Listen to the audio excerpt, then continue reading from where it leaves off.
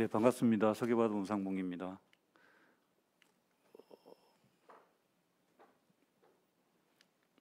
예, 저는 지금 이미 이제 노동시장 지표는 상당히 회복이 되고 있고 이제 5월 지표도 오늘 사실 아침에 발표가 됐습니다. 90만 명 전년 동기 대비해서 90만 명 이상 증가했고 이 고령자들 기여분이 굉장히 크긴 하지만 그걸 제외하더라도 45만 명 정도가 이제 고령자 제외하고 고용이 증가했기 때문에 그 연령대의 인구 감소를 고려하면 사실 굉장히 큰 폭으로 지금 고용이 증가하고 있습니다. 그래서 그 일자리 회복과 관련해서는 제가 여기서 자세하게 이야기를 현재는 할 필요는 없어 보이고요.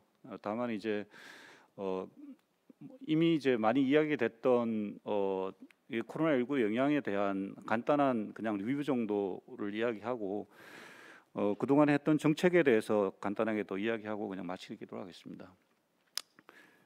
이거는 이제 많이 보셨던 그림이었을 겁니다. 아마 다른 데서도 그 취업자 수가 이제 이 2019년 20년도 3, 4월에 급격히 악화가 됐죠. 근데 그 밑에 있는 일시휴직도 급격히 증가된 걸로 보면 사실 이게 일시휴직이 없었으면 취업자 감소 폭은 훨씬 더 급격히 컸을 겁니다. 아마 3, 4월에 이거는 그 98년도 외환위기 때하고 비교하면 아마 분명하게 드러납니다. 외환위기 때는 일시휴직은 거의 변화가 없었기 때문에 고용 감소, 취업자 수 감소가 훨씬 더 컸고요. 그다음에 그 취업자 수가 줄어들게 되면 이 사람들은 이제 비경활로 가든가 이제 실업으로 가게 되는데 실업자 수가 일부 약간 증가하긴 했지만 비경활 쪽으로 간 비중이 훨씬 더 컸습니다. 보시면 알겠지만 이제 2021년도에는 상당 부분 회복이 이미 된 상태이고 2022년도에는 취업자 증가 폭이 지금 굉장히 크죠. 그리고 다른 지표들도 거의 다 지금 회복이 된 상태입니다. 사실 이제 그 공지표 중에 단일 지표로 이제 노동시장을 보기 위해서 제일 좋은 건 이제 고용률인데 그 2021년도가 되면은 거의 회복이 됐고 왼쪽은 이 15세 이상 전체 인구고 오른쪽은 이제 64세 이하에 대한 고용지표인데 고용률인데 이미 2021년도가 되면 거의 2019년 정도로 회복이 됐고 2022년에는 상당히 지금 고용률이 높아져 있는 상황입니다. 그래서 이게 추세적으로 보면 좀 더 분석을 해봐야 될 것 같긴 한데 2019년에서 이제 증가 추세에 있었기 때문에 그 추세를 지금 회복했는지는 추가적으로 확인해 볼 필요는 있습니다만 최소한 2019년 정도의 고용지표보다 훨씬 더 지금 나은 상황으로 가 있다라고 이야기할 수 있습니다. 업종별 영향은 대부분 이제 얘기하듯이 이제 대면 서비스업 쪽에 영향이 컸다고 이야기하는데 좀 더 정확히 이야기하면 사실 불특정 다수하고 대면을 하게 되는 서비스업 쪽에 영향이 컸고 그 중에서도 특히 필수적인 서비스가 아닌 쪽에 영향이 컸습니다. 그러니까 그렇기 때문에 이 음식 숙박업이든 아니면 다른 교육 서비스업 같은 경우도 지금 영향이 크긴 한데 이 중에서도 이 세부 업종별로 들어가게 되면 양상이 굉장히 다르게 나타나게 됩니다. 그다음에 다음에 이제 다루게 될 도소매업 같은 경우는 사실 영향이 제한적이라고는 이야기했지만 이 안에서도 이미 고용이 감소하고 있었던 약간 이 비필수, 그러니까 생활에 반드시 현재 필요한 물품을 팔고 있지 않은 전문 소매업 이쪽에서는 고용이 더 크게 감소하고 이런 일들이 계속 벌어지고 있었습니다. 그래서 대면 서비스업이지만 기존에 이제 이 같이 일하고 있었던 제조업 같은 경우도 동료들하고 계속 같이 일을 하고 있었죠. 일상적으로 접촉하고 건설업도 그렇고 이런 경우에는 고용에 크게 영향이 없었지만 자기가 모르는 사람하고 만나게 되는 경우에 이제 영향을 받게 됐던 거죠. 더군다나 비필수적인 경우에는 또 영향이 컸고요. 여기에 있는 여가라든가 개인 서비스업 같은 영향이 상당히 있었습니다. 좀 더 세부적인 업종을 보시면 이제 관광 쪽에 영향이 컸는데 이 지역별 고용 조사를 기준으로 해서 보면은 여행 서비스업의 2020년도 고용 감소가 확연히 이제 드러나게 됩니다. 반대로 이제 그 택배나 아니면 퀵서비스 쪽의 고용이 굉장히 크게 증가했기 때문에 수화물 전문 운송업 쪽은 고용이 크게 이제 증가하는 현상을 보이게 되죠. 그다음에 밑에 있는 여가 관련 서비스업이나 기타 개인 서비스업의 경우에도 이제 그런 현상들이 드러납니다. 앞서 말씀드렸듯이 이제 도소매업은 사실 이 추세적으로 굉장히 급격하게 감소를 하고 있었고 이 감소 추세가 더 강화되는 경향을 보였습니다. 그리고 그 강화되는 경향 중에서도 특히 더 감소했던 업종들이 더 크게 감소를 했고요. 면세점 같은 경우는 뭐 잘 알다시피 이제 크게 감소를 했죠. 연령대별로 보면은 여성 쪽의 고용이 크게 감소를 했는데 그 감소를 한 주요 업종은 음식 숙박업하고 교육 서비스업 쪽입니다. 2021년도가 넘어가면서 거의 지금 고용이 회복한 상태고요. 여성 고용 회복에 가장 큰 영향을 미친 것 중에 하나가 보건복지 서비스업인데 여기 보시면 이 2021년도 쪽에 가시면 보건복지업 서비스업의 고용 증가에 가장 크게 기여한 건 60대 단순직입니다. 그러니까 이게 고용 회복, 여성의 고용 회복이 됐고 가장 큰 기여한 보건복지 서비스업인데 이 일자리가 어떤 일자리인지에 대해서는 약간 좀 고민이 필요한 지점입니다. 연령대별로 보면 이제 30대부터 50대까지 연령대 영향이 컸던 걸로 보이고 회복 속도도 느렸습니다. 20대 같은 경우는 아까 이야기했듯이 이제 이 택배나 배달 쪽도 있었고 통신 서비스업 쪽에도 고용이 급격히 증가하면서 빨리 회복이 됐는데 30대부터 50대까지는 고용 회복되는데 상당히 지금 시간이 걸리고 있는 상황입니다. 뭐 학력별로 보면은 저학력 쪽의 영향이 극단적으로 크게 나타났고요. 종사장 지위별로 보면 이제 여기 보시면 임시직이 주로 영향을 많이 받았습니다. 지금 왜냐하면 이쪽에 있었던 이제 음식 숙박업하고 교육 서비스업 쪽에 임시직이 크게 영향을 받았기 때문에 다음 슬라이드에 있습니다만 영향이 컸고 비인구 근로자의 경우에는 지표만 보면은 고용이 크게 영향을 받았는지 확인하기는 어렵습니다. 숫자 자체는. 그렇지만 이제 이 안에 구성을 보면은 어떤 업종의 경우는 영향을 좀 받았고 어떤 업종의 영향을 덜 받고 이런 상황이 이제 확인이 됩니다. 이거는 이제 임시직인데요. 뭐 주로 이제 숙박음식점하고 교육 서비스업 쪽이 확인이 되는데 여기 보시면은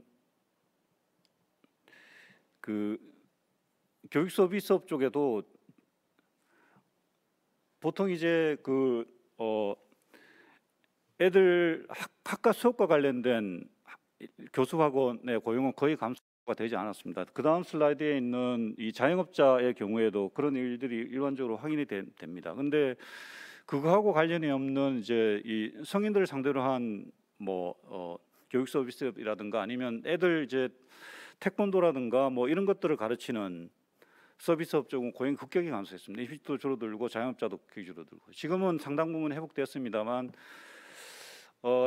이거는 이제 이전에 이 외환위기 때하고는 상당히 다른 양상입니다. 보통은 이제 이 경제 위기가 와도 교육 서비스업 쪽의 고용은 상당히 늦게 감소를 하게 됩니다. 경제적 영향 쪽에서 상당히 이제 버티다가 나중에 이제 줄어들게 되는데 이번에는 이제 이 감염병 위기였기 때문에 경제 위기하고는 관련이 적은 감염병 위기였기 때문에 애들한테 비필수적이라고 생각되는 교육 서비스업 쪽에 이제 애들을 안 보내기 시작을 하면서 뭐 태권도 학원이라든가 이런 쪽으로 굉장히 크게 영향을 받게 됐던 거죠. 그러니까 같은 대분류로 보면 같은 업종이라 하더라도 영향은 상당히 다른 양상으로 드러났습니다. 여기서도 이제 확인할 수 있고요.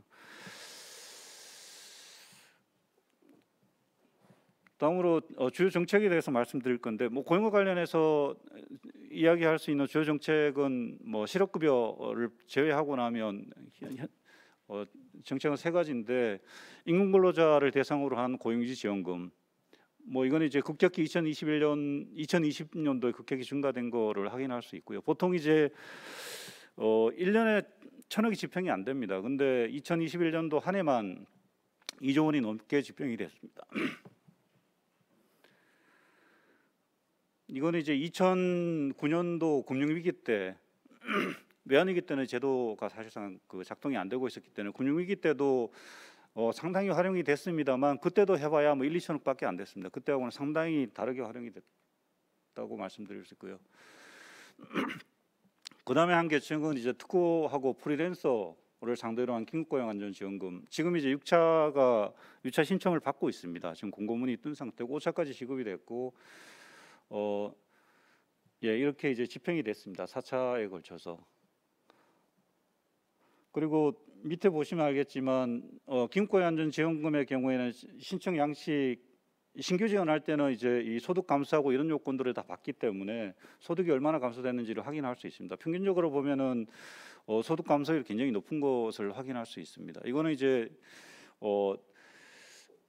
공식 이제 국세청 데이터는 아니더라도 증빙을 하도록 했기 때문에 나름 이제 증빙을 거쳐서 확인한 자료입니다. 그래서 소득 감소는 상당히 있었다. 특히 이제 신규 신청자의 경우에는. 자영업자의 경우에 또 앞에 있었던 이제 긴급고용안정지원금 1차의 경우에는 소상공인이라고 같이 지급을 했기 때문에 그 지급이 됐고 그 다음에 자영업자만 따로 특구 프리랜서를 제외한 다른 자영업자를 따로 빼서 이제 소상공인 세희망 자금부터는 따로 집행이 됐습니다. 소상공인 세희망 자금하고 버팀목 자금까지는 이제 소상공인을 대상으로 집행이 됐고 버팀목 플러스부터는 소기업으로 이 정책 대상이 확대가 됐습니다. 지금 작년 3분기부터는 소상공인 손실보상 제도라고 해서 이제 다른 방식으로 집행이 되고 있고 금년 한 20조 정도가 최근에 이제 집행된 건 아마 아실 것이고요. 대략 이제 그러니까 현재 취업자를 상대로 한 지원책은 이 정도였습니다. 근데 앞에도 제가 보여드렸지만 사실상 이제 임금 근로자의 경우는 영향이 있긴 했지만 상대적으로 이제 방역 조치가 굉장히 잘 됐었기 때문에 그 영향이 좀 제한적이었습니다.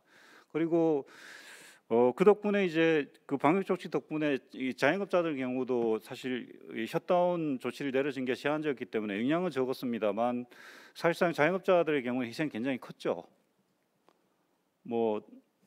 그렇기 때문에 이런 자금이 집행이 되긴 했는데 현재 우리가 이제 생각해 봐야 될 거는 현재 자영업에 대한 현금 지원은 여전히 이제 진행 중이고 이 부채 문제도 앞서 발표했지만 여전히 진행 중인 의심입니다만 현재 우리가 생각해야 될 건 지금 이제 이 현재 진행되고 있는 것들보다가 앞으로 어떻게 할 건지 지금 이제 우리가 지금 한 경험을 바탕으로 해서 앞으로 제도를 어떻게 바꿔서 또 비슷한 위기가 왔을 때 어떻게 대응할 건지에 대한 준비를 지금 좀 해야 되는 상황으로 보입니다. 그러니까 먼저 평가를 해야 될 것 같은데 정책 대상의 범위가 적절한 건지 임금 근로자만 보면은 사실 이제 고용지 제도라는 게 대부분을 정책 대상으로 하긴 합니다만 여기에 대해서도 이제 이 고민의 필요는 여전히 남아 있습니다. 이게 자세하게 말씀드리긴 어렵습니다만 더 중요한 문제는 사실 이 정책의 강도인데 그 상대적으로 보면 우리나라의 이제 고용지 지원 제도의 정책 강도는 상당히 약했습니다. 다른 나라에 비하면. 그러니까 이게 사실 돈 문제가 제일 큰 문제이긴 했는데 정부에서 이 기금을 상당히 빌려서 지금 집행을 한 상태고 여전히 이제 이 고용보험 기금에서는 정부에다 돈을 지금 갚아야 될 상황인데요.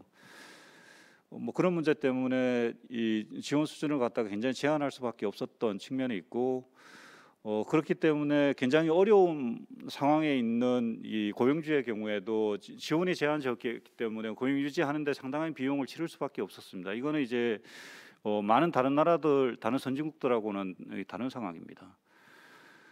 그다음에 집행 방식이 적절했는지에 대해서도 고민이 필요한 부분인데 이 부분은 특히 이제 이 자영업 지원과 관련해서는 사실 굉장히 고민이 필요한 부분입니다. 저는 굉장히 비판적인 시각을 가지고 있는데 그다음에 구조적 미비점이 없는지, 그러니까 뭘 하려고 그럴 때 현재 제도가 제대로 갖춰져 있지 않기 때문에 할 수 없는 측면이 있습니다.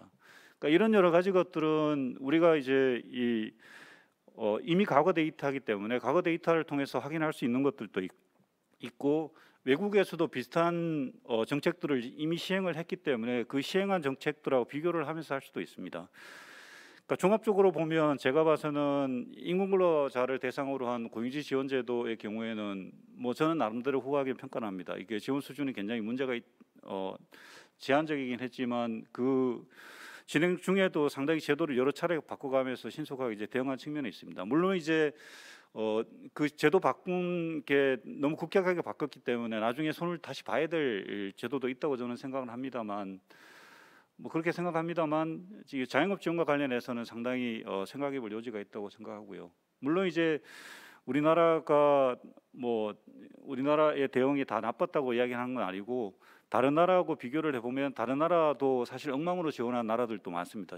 지원을 해놓은 거 보면 돈만 엄청나게 쓰고 제도적으로 실패를 했기 때문에 나중에 제도를 바꾸고 이런 일들이 벌어지기도 합니다. 뭐 영국도 그런 시행착오를 거쳤고, 일본도 보면 말도 안 되는 지원을 하기도 했고, 지원 시기가 굉장히 늦춰졌고, 미국은 정말 말도 안 되는 지원을 했죠. 사실 그걸 우리가 지금 뺏기려고 하는 시도도 있어가지고 굉장히 지금 실망스럽긴 한데, 그러니까 다른 나라가 뭘 했는지를 좀 냉정하게 들여다보고 거기서 뭐가 좋은지, 뭐가 잘못됐는지 다 평가를 하고 우리한테 맞는 거 갖고 오고 아닌 거는 좀 버려야 될 것 같은데, 거기에 대한 냉정한 평가도 필요해 보입니다. 뭐 위기 대응을 위해서는 이제 매뉴얼이 필요하겠죠. 그리고 필요한 인프라도 같이 해야 될 거고요. 네, 발표가 너무 길었던 것 같습니다. 마치겠습니다. 네, 감사합니다. 박수 부탁드립니다.